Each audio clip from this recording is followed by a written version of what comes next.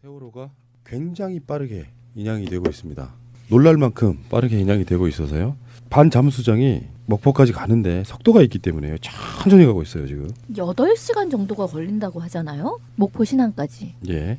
근데 아니 사실 되게 가까운 곳이잖아요. 근데 배로 8시간을 간다는 거는 진짜 천천히 간다는 거죠. 87km 정도 된다 하죠. 그래도 갑자기 106km로 늘었어요. 바다에서 어떻게 길이 늘어나나 몰라. 그러니까 길을 이제 노선을 잡는 거에 따라 좀 늘어날 수도 있게 하겠죠. 근데 저는 그 속도에도 좀 문제 제기를 하는 게 뭐냐면 그 배가 이미 이 바지선 같은 반 잠수선 선박에 얹혀져 있고 완전히 세월호는 이제 수면 위로 올라와 있단 말이죠. 그리고 레카차를 그렇죠. 낀 거예요 지금. 그리고 다른 거에 견인선에서 애인되는 게 아니고 그 자체가 동력이 있는 겁니다. 그러니까 동력이 있는 거고 그쪽은 어쨌든 항해사가 타서 항해를 하는데도 불구하고 이렇게 늦게 가는 이유가 분명히 있을 겁니다. 저는 그거가 좀 이해가 가지 않아요. 그러니까 원래 빠르게 갈 수 없는 거예요. 빠르게 갈 수 있는 건 아니고 늦는다는 것이 문제가 아니라 세월호라고 하는 배가 눕혀져서 완전히 물 위에 올라온 거 보셨죠, 여러분들. 예. 여기에 대한 여러 가지 논란은 이제 계속해서 이야기를 좀 할 것 같은데 일단 다시 한번 문제 제기 한번 해보고 싶어요. 왜 배를 왜 눕혀서 인양합니까? 그러니까 눕혀서 인양해야 할 이유가 꼭 있기 때문에 눕혀서 인양한 거죠. 그러니까요. 그런데 그 눕혀서 인양하는 이유가 저는 도대체 아무리 생각을 해봐도 이해가 안 갑니다. 수면 아래에서 배를 바로 세울 때 굉장히 쉽거든요. 근데 이거를 배로 수면 위로 올라오는 순간 엄청난 무게들이 있기 때문에 돌리기가 어려워요. 그리고 이것을 구멍을 뚫어서 물을 뺀다고 하는데 사실은 지금 구멍을 약 200개 가까이 뚫어놨기 때문에 세워도 물이 빠질 곳은 다 빠집니다. 그리고 이후에 또 다시 해수부가 밝힌 것과 같이 구멍을 더 뚫겠다라는 거죠. 그러면 세워서 가는 것이 이후에 수색 작업에 굉장히 유리합니다. 그런데 눕혀서 수색 작업을 어떻게 할 것인지 굉장히 오히려 차단되는 상태가 잘 될 없죠. 테니까. 그런데 이제 해수부는 또 어떤 얘기를 하냐면 세워놓으면 구조물들이 붕괴될 가능성이 있다 이렇게 했거든요. 그런데 모든 구조물은 수직 방향으로 응력이 작용되고 있기 때문에 지금 눕혀 있단 말이에요. 그러면 정상적으로 응력이 작동되지 않고 있기 때문에 오히려 더 붕괴 위험이 있는 거고 세워놔야 원래 처음에 설계대로 응력이 수직 방향으로 하고 있기 때문에 버팀목이 있는 거거든요. 그다음에 거기에 다 행거들이 있고 그런데 이게 눕혀놓으면 응력이 흐트러져 있기 때문에 그렇죠. 굉장히 내부의 구조물이 붕괴될 가능성이 더 있는 거죠. 그렇죠. 그런데 어떻게 한번 생각해 보세요. 우리 애청자분들도 생각해 보고 어떻게 눕혀놨는데 어떻게 수색합니까? 원래 모든 배의 설계는 수직으로 세워놓고 계단도 만들어지고 다 만들어져 있는데. 그렇지. 그 안에서 날아다녀야 돼. 그래서 이게 12년도에 회의에서 사례를 보면 네덜란드인가요? 덴마크인가요? 사례를 보면 세워서 인양했어요. 11만 톤급을. 그러니까 우리는 그거를 의심할 수밖에 없는 게 지금 눕혀 있는 상태로라 그러면요 문이 천장에 있는 거잖아. 그런 식으로 돼 있단 말이에요. 그렇죠. 그렇게 되어 있는 거죠. 이게 지금 이미 올라온 상태이기 때문에 또 되돌릴 수가 없어요. 이건 불가역적이잖아. 다시 물에 담궜다가 세울 수는 없는 거예요. 아니요. 그래서 제가 어제 그것도 제기를 했는데요. 그게 아닙니다. 반 잠수시이기 때문에 다시 배에 물을 집어넣으면요 배가 가라앉아요. 그럼 가라앉은 상태에서 다시 세울 수 있어요. 그러면 공기 중에서 세우는 것보다 육지에서 세우는 것보다 힘이 훨씬 적게 들어가는 그렇죠. 거거든요. 부력에 의해서. 굉장히 간단합니다. 이거 복잡한 거 아니에요. 실제로 전문가들도 TV에 나와서 간단하다는 문제를 하고 있거든요.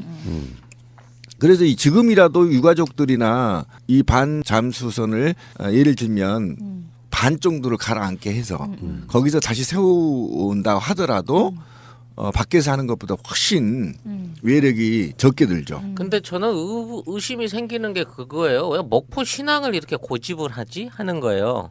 사실 이거를 조선소 같은 데 갖고 가서 실제 배를 많이 받고 다룰 수 있는 장비들이 있는데 가서 이거를 제대로 관리하면서 조사하는 게 맞는 거지 아무것도 안 돼 있는 빈 공터에 끌고 가기 위해서 이렇게 공을 들이고 시간을 들이고 그쪽으로 가겠다라는 것 자체도 사실은 그 목포 신항 선택지에 대한 부분도 이거 문제가 있는 게 아니라는 부분을 제기하고 싶은 그 부분은 거죠. 나중에 목포 신항 실소유주가 누군가 보면 됩니다. 그렇죠. 지금 의혹이 이미 제기된 그러니까 상태고. 목포 신항으로 가는 이유는 기자와 유가족과 시민들이 통제가 가장 효율적이기 때문에 신항으로 가는 겁니다. 그러면 왜 그게 군사 비밀 시설도 아니란 말이에요. 세월호가. 그다음에 뭐 작전을 수행하는 함정도 아니란 말이죠. 천안함 같은 배도 아닌데도 불구하고 왜 통제가 가능한 곳으로 배를 끌고 가느냐의 문제는 통제해야만 되는 이유가 세월호 안에 있기 때문이라는 거죠. 혹시 세월호 안에 사드가 있는 거 아닐까요? 철근이 막 날아가고 그런 건가요? 그렇지 않고서 어떻게 저렇게 비상식적인, 물론 저는 이런 말씀 드려보고 싶습니다. 해양수산부가 하는 것들 중에는 나름 일리 있는 고충이 있는 것들이 저는 있을 수 있다고 생각해요. 예를 들면요. 없던데. 아니, 그러니까 찾아보니까. 있을 수 있다고 생각해. 어. 우리가 그 내부적인 얘기를 다 모르잖아요. 우리는 겉으로 드러난 것 중에 뭔가 이상하다고 그렇죠. 하는 것만 이야기를 하고 있는데, 최근에 그 해양수산부가 상하이스 LPG에 일부러 인양을 늦췄다라고 하는 거기에 대한 기자들의 일문일답을 있었는데요.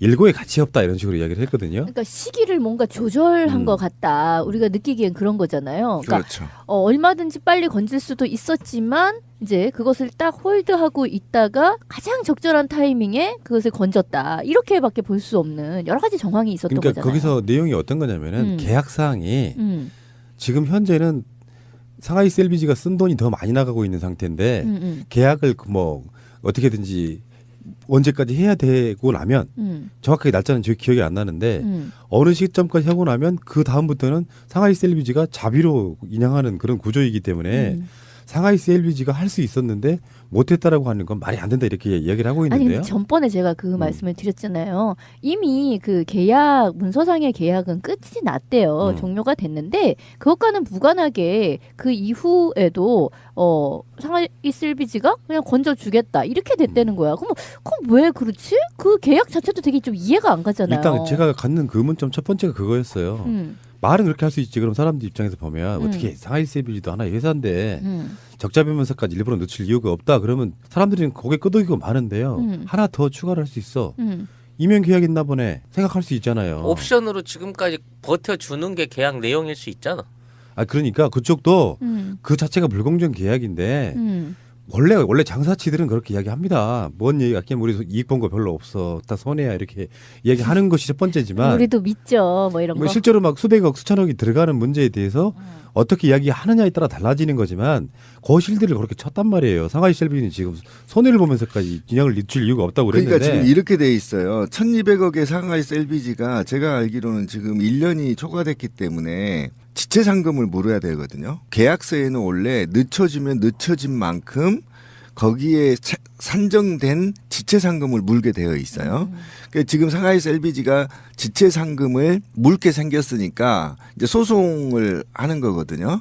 그러니까 이 물게 생겼으니까 상하이스 LPG가 어떤 보고서를 냈냐면 해양수산부가 발주 당시에 수면이나 그다음에 그 해저의 상태 등을 제대로 조사하지 않고 발주를 하였기 때문에 거기에 따라서 지체 상금을 물을 수 없다 이렇게 보고서를 냈단 말이에요. 그러니까 돈이 얼마나 더 들든지 그건 니네가 알아서 해라. 그렇죠. 그러니까 돈은 더 달라고 할 수는 없어요. 상하이스 LPG가. 하지만 조건부로 조건이 해수부가 충족하지 못했기 때문에 지체상금 물을 수 없다 이렇게 주장을 하고 있는데 지금 현재 1,200억 중에 851억이 지출됐단 말이에요. 근데 제 예측으로 보면 1,200억 처음 계약서는 계약에 등록된 전체 계약금은 지불할 가능성이 해수부가 굉장히 높습니다. 왜 그러냐면 상하이스 LPG가 처음에 너무 해수부가 허술하게 계약을 했어요. 그러니까 예를 들면 이런 거죠. 이 배를 인양하는 데 있어서 얼마나 설계를 해야 될 거 아닙니까? 그다음에 단가를 뽑아야 될 거 아닙니까? 그런데 이 단가를 뽑는 데 있어서 기본이 되는 자료 해저 수면의 정보 등을 제대로 주지 않고 발주했기 때문에 이 발주 자체가 잘못됐다. 그래서 시간이 지연됐다 이렇게 하고 해수부는 여기에 눈을 감아버리면 되는 겁니다. 그럼 지체상금도 물지 않고 인양을 늦게 했다라는 비난도 상쇄될 수 있고 네, 이렇게 이제 윈윈 작전으로 지금 상하이스 LPG하고 해수부가 꿍짝꿍 하고 간다 이렇게 보시면 되는 겁니다. 저는 제 생각에는요. 해수부가 우리가 생각한 것처럼 국정원 등에 의해서 컨트롤 된다고 하면 그 계약 사항 자체가 이면 계약, 그렇죠. 추가 계약이 있을 의미가 거라고 없는 보는 거예요. 겁니다.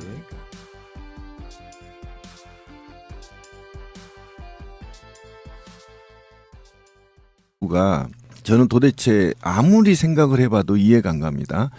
바다 수면 아래에서 배를 바로 세울 때 굉장히 쉽거든요. 근데 이거를 배로 수면 위로 올라오는 순간 엄청난 무게들이 있기 때문에 돌리기가 어려워요. 그리고 이것을 구멍을 뚫어서 물을 뺀다고 하는데 사실은 지금 구멍을 약 200개 가까이 뚫어놨기 때문에 세워도 물이 빠질 곳은 다 빠집니다. 그리고 이후에 또 다시 해수부가 밝힌 것과 같이 구멍을 더 뚫겠다라는 거죠. 그러면 세워서 가는 것이 이후에 수색 작업에 굉장히 유리합니다. 그런데 눕혀서 수색 작업을 어떻게 할 것인지 굉장히 오히려 차단되는 상태가 잘 될 없죠. 테니까. 그런데 이제 해수부는 또 말이죠. 그리고 일종의 레카차를 그렇죠. 낀 거예요 지금. 그리고 다른 거에 견인선에서 애인되는 게 아니고 그 자체가 동력이 있는 겁니다. 그러니까 동력이 있는 거고 그쪽은 어쨌든 항해사가 타서 항해를 하는데도 불구하고 이렇게 늦게 가는 이유가 분명히 있을 겁니다. 저는 그거가 좀 이해가 가지 않아요. 그러니까 원래 빠르게 갈 수 없는 거예요.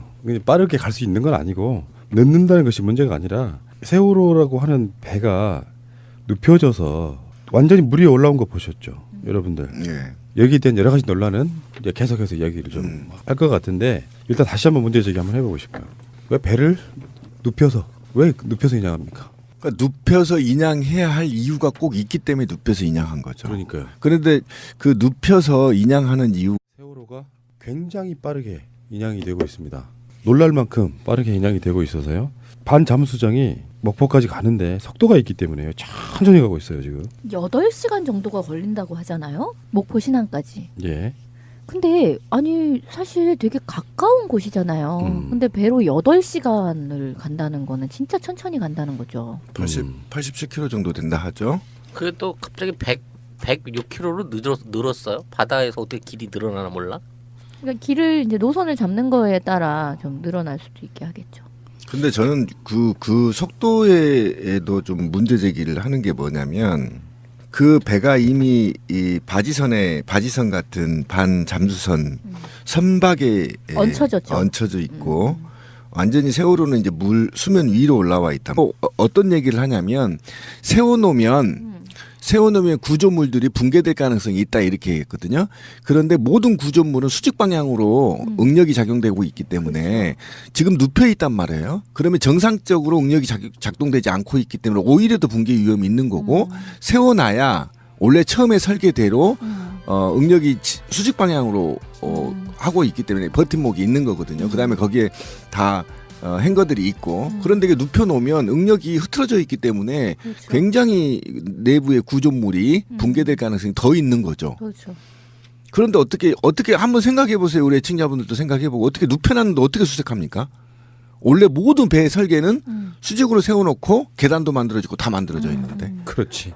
그 안에서 날아다녀야 돼. 그래서 이게 12년도에 회의에서 사례를 보면 네덜란드인가요? 덴마크인가요? 사례를 보면 세워서 인양했어요. 11만 톤급을. 그러니까 우리는 그거를 의심할 수밖에 없는 게 지금 눕혀 있는 상태로라 그러면요 문이 천장에 있는 거잖아. 그런 식으로 돼 있단 말이에요. 그렇죠. 그렇게 되어 네. 있는 거죠. 이게 지금 이미 올라온 상태이기 때문에 또 되돌릴 수가 없어요. 이건 불가역적이잖아. 다시 물에 담궜다가 세울 수는 없는 거잖아요. 아니요. 그래서 제가 어제 그것도 제기를 했는데요. 그게 아닙니다. 반 잠수시기 때문에 다시 배에 물을 집어넣으면요. 배가 가라앉아요. 그럼 가라앉은 상태에서 다시 세울 수 있어요. 그러면 공기 중에서 세우는 것보다 육지에서 세우는 것보다 힘이 훨씬 적게 들어가는 그렇죠. 거거든요. 부력에 의해서. 굉장히 간단합니다. 이거 복잡한 거 아니에요. 실제로 전문가들도 TV에 나와서 간단하다는 문제를 하고 있거든요. 그래서 지금이라도 유가족들이나 이 반 잠수선을